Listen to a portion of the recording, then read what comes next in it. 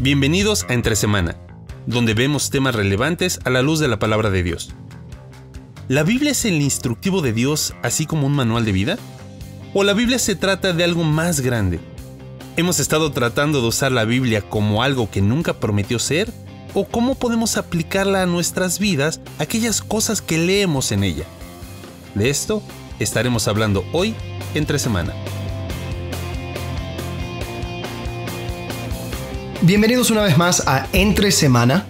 Vamos a continuar hablando acerca del tema que hemos estado desarrollando acerca de mitos cristianos, hablando un poco acerca de los mitos que vamos adquiriendo acerca de la Biblia, acerca de Dios. Hemos estado hablando con Marcelo acerca de estas cosas y a la luz de la palabra viendo cómo podemos realmente descubrir la verdad acerca de estos mitos. Algo que me he dado cuenta, Alex, es que más años de cristiano parece que más mitos tenemos, ¿no? Es como que con los años aumenta la cantidad de mitos. Y creo que hay algo ahí de, a medida que avanzamos en la vida cristiana, como que, no sé, siento que cerramos la Biblia y abrimos otras cosas y ahí empieza el problema.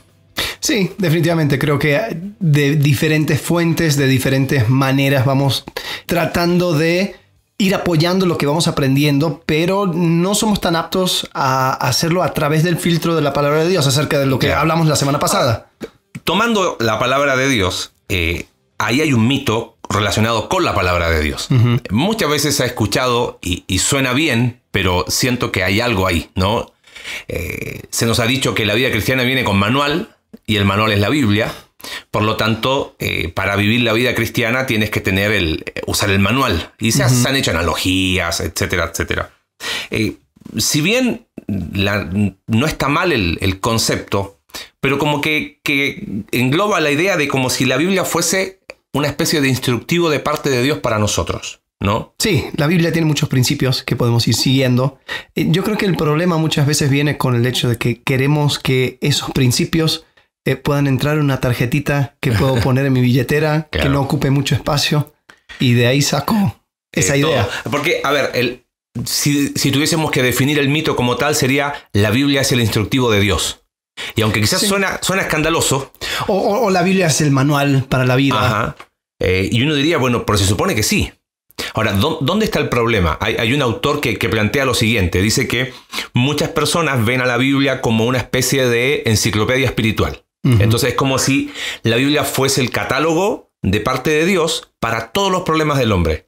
Entonces en ese catálogo viene el problema y al lado su respuesta. Entonces, a ver, tu problema es tal, ok, espéreme, hoja tanto, todo, ahí está la respuesta, ¿no? Bueno, de hecho hay libros que se llaman diccionarios bíblicos donde tienen justamente eso. Tienes el problema, claro, y tienes el versículo y ahí dentro de 2-3 frases resume la situación. Uh-huh. ¿Y cuál sería el problema de un abordaje así? O sea, porque el tema es que un mito es una media verdad o es algo que hemos creído como cierto y no lo es. ¿Por qué diríamos que la Biblia no es esa enciclopedia donde, ok, este es mi problema, esta es la solución, ve, hágalo usted mismo? Yo creo que parte del problema tiene que ver con el hecho de que vas divorciando del contexto un versículo, vas tratando de forzar una idea, algo que va respondiendo a tu problema, claro, va respondiendo a lo que tú necesitas en ese momento, cuando lo que la Biblia, bien entendida, busca hacer es que tú entres en la historia de Dios. Claro. Bueno, que Dios entra en tu historia. Eso tal vez va a ser... Por ahí va el tema, ¿no? Porque yo creo que ahí está el tema más profundo. Te doy un ejemplo. Todos luchamos con llegar a fin de mes o a la quincena, como sea, por el tema económico. Y es como que, no llego. ¿Y dónde está la Biblia? Porque yo sé que Dios me va a ayudar, ¿no? Y es como que terminamos rebajando la Biblia a ser el libro de la solución de los problemas domésticos de mi vida. Sí. Y eso yo siento que al final termina siendo eso, rebajar la escritura a algo tan cotidiano que la Biblia es mucho más que eso. Ahora, ¿te puedo leer algo? Porque yo creo que hay algo ahí que no nos damos... O sea, es muy sutil. Mira, un pastor famoso de California dice esto. Hace una analogía entre la tecnología, que el hombre de hoy, para cada problema que surge, hay un aparato nuevo o una computadora nueva, una medicina que lo soluciona. Y dice, ¿y qué ha hecho con respecto a los problemas espirituales? ¿No? Entonces dice, gracias, dichosamente, hay un recurso que siempre puede y siempre trae consuelo, sabiduría y ayuda práctica a la palabra de Dios. O sea, me está diciendo, así como el ser humano ante un problema busca la mejor solución, ante los problemas espirituales, la enciclopedia está aquí. Oh, este es mi problema. Y al final, creer ese mito trae frustración. Porque hay muchísimas cosas que la Biblia no dice o que no es explícita en el punto. Y yo creo eso y después escucho una predicación. La Biblia es suficiente. Y... Sí, pero a ver, vamos a meternos en la mente de una persona que está escuchando y lo que escucha es, oye, ¿acaso la Biblia no es práctico? ¿Acaso Sí. la Biblia no es algo que me trae consuelo a los problemas? Totalmente. ¿Acaso la Biblia no es algo que me puede ayudar cuando no llego a fin de mes? Ajá. Entonces, ¿dónde está la línea? Si la Biblia, entonces, no es el instructivo de Dios, no es el manual de instrucciones, ¿qué es? Bueno, es que ahí yo creo que hay una trampita. Ok. La Biblia es el instructivo de Dios. Si yo digo solo eso, ahí hay una media verdad. Ujú. Quizás tendríamos que decir, la Biblia es el instructivo de Dios ¿para qué? Si Ok. es para solucionar mis problemas, yo siento que estamos rebajando la Biblia a algo. La Biblia es más grande que eso. Ujú. ¿Cómo definirías entonces qué es la Biblia? Yo creo que la Biblia es la explicación de la historia de Dios. Ujú. Y va explicando cómo Dios va extendiendo su reino. Comienza en Génesis, termina en Apocalipsis, como un pastor predicó el domingo, que el hilo conductor Ajá. de toda la Biblia es el reino. Entonces, y nosotros somos invitados a ser parte del reino, somos capacitados por medio de la sangre de Cristo de entrar a ese reino. Ujú. Y mucho de lo que encontramos, por ejemplo, en el nuevo, tomando, por ejemplo, el libro de Efesios. Ujú. El libro de Efesios habla acerca de que ya creó un nuevo hombre, una nueva humanidad. Y después, en capítulos 3, 4, 5, empieza a hablar acerca, o más bien 4 y 5, donde se vuelve más práctico, empieza a hablar acerca de las reglas. Entonces habla acerca de cómo debes tratar tu amo, si eres maestro, como amos, cómo debes tratar a tu siervo, cómo se deben tratar hijos, padres, Ujú. esposa, esposo. Entonces, eso sí es práctico, Claro. pero entra dentro de un contexto mucho mayor. Tienen una explicación a causa de la historia de Dios. Ujú. O sea, si resumimos la idea, diríamos entonces que la Biblia es esa historia de Dios, de su gloria y de la extensión de su reino, Ujú. ¿correcto? Historia a la cual entramos por medio de la fe en la sangre de Cristo y en su muerte en nuestro lugar.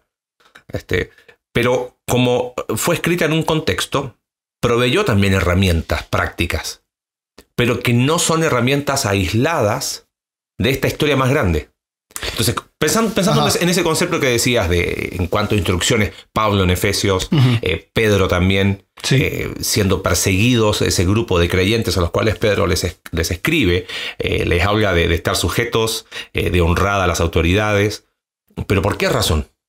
Por causa de su reino. O sea, por causa de que somos ciudadanos Sí. del reino de Dios y que somos parte de la historia más grande. Es como que de alguna manera, mira a tu alrededor, ¿ok? Hay herramientas prácticas, pero no te olvides que hay un tema más grande. Entonces, ¿dónde está el problema? Creer que la Biblia es esa enciclopedia que me va a resolver punto a punto mis problemas, ahí está el problema. Pero cuando yo entiendo que la Biblia es esa narración de la historia de Dios, que también provee ciertas herramientas prácticas, entonces debo Ujú. saber encontrar en la Biblia, que aquí hay una palabra clave, los principios Ujú. que me ayudan a vivir la vida diaria.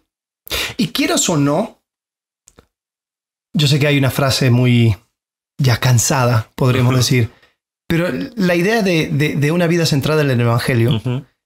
es lo que va permitiendo que estos conceptos abstractos se vaya bajando a nuestro diario vivir. Porque me pongo a pensar en la persona que tiene el horóscopo cristiano, ¿no? El versículo del día, ¿no? El paquetito de Claro. versículos que pone en su mesita. Y lo saca y va a ver cuál es la promesa de Dios para mí hoy. O al revés, están esperando las respuestas de algo y dicen, no, justo hoy leí en mi justo hoy, devocional sí. y Dios usó la palabra para responder específicamente eso. Y sí. La Biblia, no la rebajemos, por favor. O sea, Claro, pero tampoco hagamos de eso algo tan abstracto que en mi diario vivir no siento que tengo rumbo y no siento que la Biblia no provee algún tipo de guía, ¿no? Por ejemplo, entonces pensemos en un ejemplo concreto, cerrando un poquito la idea, ok. No lo quiero dejar en algo abstracto. La Biblia es la historia de Dios, de su gloria, de la extensión de su reino, de la cual somos parte. Pero como provee también ciertos principios prácticos, ¿qué ejemplo sería bueno para ilustrar la verdad de que la Biblia sí provee herramientas prácticas, pero no las puedo desconectar de la historia más grande? Por ejemplo, Mateo 18 se ha tomado como el modelo de disciplina de la iglesia. Sí. Nunca fue un modelo de disciplina de iglesia. Simplemente fue la provisión de Dios de cómo personas resuelven sus conflictos. El contexto posterior es perdón. Por lo tanto, ¿de qué está hablando? Dos personas tienen conflicto, ¿qué tienen que hacer? El principio es soluciónenlo. Claro. ¿Y cuál es el principio ahí? Vayan desde un grupo reducido, tan reducido como tengo un problema contigo, Alex. Bueno, voy y lo soluciono contigo. ¿No somos capaces de ponernos de acuerdo? ¿Por qué habla de dos o tres testigos? Es un concepto antiguo testamentario. No es que caigo a tu casa con dos tipos, tipo guardaespaldas, hey, vengo a hablar contigo, mira los dos matones que traje contigo. Sino es, ¿cuándo entraban los testigos? Cuando no nos ponemos de acuerdo, porque hay conceptos subjetivos y parciales. Bueno, busquemos a alguien objetivo e imparcial que pueda intervenir. Y yo reconozco a esas personas de alguna manera como autoridad sobre mi vida. Claro. Porque esos dos o tres testigos eran personas que tenían autoridad, iban a las puertas de la ciudad. Y en el mismo capítulo habla acerca de un rey que perdona mucho y el otro por eso. No perdona. Entonces, pero por eso estoy hablando acerca del principio de centrado en el evangelio, porque nosotros somos esos siervos. Nosotros vivimos la realidad de un rey que nos perdonó todo, y ese rey que nos perdonó todo ahora nos manda a perdonar. Entonces a la luz del perdón, a la luz de la historia más grande, tenemos herramientas prácticas, pero no podemos tener herramientas prácticas sin entender la historia más grande. Correcto. Eso es. Sí. Entonces, ¿provee la Biblia instrucciones prácticas? Claro que sí. Pero tengo que siempre entenderlas y explicarlas a la luz del contexto mayor. Ese pasaje jamás habló de disciplina de la iglesia. O sea, yo he escuchado predicaciones, estudios, hasta libros. Claro, dice, si no, llévalo a la iglesia. Pero ni siquiera se había creado la iglesia. La iglesia es la asamblea. Iglesia es asamblea. O sea, está diciendo de un círculo, de un contexto bien puntual. Dos personas, vas agregando personas hasta que, oye, si ante una asamblea no lo reconoce, bueno, ¿sabes qué? Expúlsenlo o ténganlo. Claro. Porque, ¿cómo voy a tener en este tiempo a alguien por gentil y publicano? Sí. Sí, correcto. Ya no se puede. No se puede. Entonces, es irrisorio porque dice, se hace a la iglesia y en la iglesia ya no hay ni gentil ni judío. Entonces, ahí es donde ahí hay un ejemplo de tomar la Biblia como ese instructivo. La Biblia, por ejemplo, Mateo 18, las instrucciones para la disciplina en la iglesia. Y no está hablando de eso. No es ese ni el contexto de Mateo, ni el contexto anterior, ni posterior del pasaje. Y donde yo, al quitarlo de la historia más grande, termino haciendo aberraciones. Por ejemplo, que se hace en algunas iglesias, llevar a un hermano y que públicamente confiese sus pecados ante todos y hacer lo que dice un autor centroamericano, o del Caribe creo que es, el purgatorio protestante. O sea, matarlo en vida, literalmente. Por tomar la Biblia como ese instructivo de parte de Dios. Claro. Ahora, tal vez estoy escuchando esto y me siento un poco frustrado. Porque digo, bueno, ¿entonces qué? ¿Tengo que memorizar toda la Biblia? Tengo que agarrar el Juan capítulo 3, versículo 16, que lo sé de memoria, pero después que cada rato alguien me llega y dice, eso no está en contexto. Eso fuera de contexto. Uno tiene que leer a la luz de Juan. Uno tiene que leer a la luz del Nuevo Testamento. Bla, bla, bla. Y después, o sea, como que siempre se expande el círculo. Entonces mejor saco mi maestría. Y cuando la saques te vas a dar cuenta que no sabes nada. Entonces, ¿cómo puede una persona que llega a la iglesia, que va a un grupo pequeño, está viviendo su vida, escucha el consejo de su pastor, lee cuando puede por las mañanas la Biblia, cómo puede entender la Biblia si no es así como comúnmente se presenta? Ok. Podemos unir esos dos conceptos uno arriba de otro. La Biblia no se trata de la solución de mis problemas. Eso haría de la Biblia un libro antropocéntrico, centrado en el hombre. La Biblia es la historia de Dios, es un libro teocéntrico, centrado en la persona de Dios. Y es la explicación de su historia, de la extensión de su gloria, de la extensión de su reino y del plan de redención. En medio de ese desarrollo hay provisión de Dios para muchas cosas prácticas, no para todas las áreas, pero para muchas áreas prácticas. Para entender eso, tengo que entender que es un libro que fue escrito en Medio Oriente. Hay cosas que a lo mejor me va a costar entenderlas a primera, pero si yo lo interpreto de forma natural, como es el texto, pero sujeto a esa historia mayor, o sea, sobre mis problemas está la historia de Dios. Ahí te va un ejemplo. Decimos, bueno, si te golpean una mejilla, ¿qué tienes que hacer? Pon la otra. Jesús, cuando lo golpearon, no puso la otra mejilla. Él preguntó al alguacil y le dijo, a ver, ¿por qué me golpeas? Si cometí un mal, dime cuál es, y si no lo cometí, ¿por qué lo haces? Obviamente Jesús no se estaba contradiciendo. Eso es tomar el concepto de otra mejilla, pone la otra, desprovista de la narrativa mayor. ¿Cuál es la idea de pone la otra mejilla? No devolver mal por mal. Si tengo un problema con alguien, otra vez, lo soluciono a la luz de la verdad del Evangelio, a la luz de la justicia del Evangelio. Si tengo que pedir perdón o tengo que perdonar, lo hago a la luz del perdón recibido al Evangelio. Aún si eso significa una cierta pérdida de mi parte. Totalmente. Y tengo que aprender a mirar con misericordia, con gracia, buscar la paz. Y ahí volvemos a ese concepto de centrado en el Evangelio. Claro. Entonces, pero si yo no estoy consciente de esa historia mayor, quito eso de contexto, entonces después, bajo esa premisa, termino diciendo aberraciones como, bueno, si tu esposo te golpea, pon la otra mejilla. No, jamás. La Biblia no enseña eso. Claro.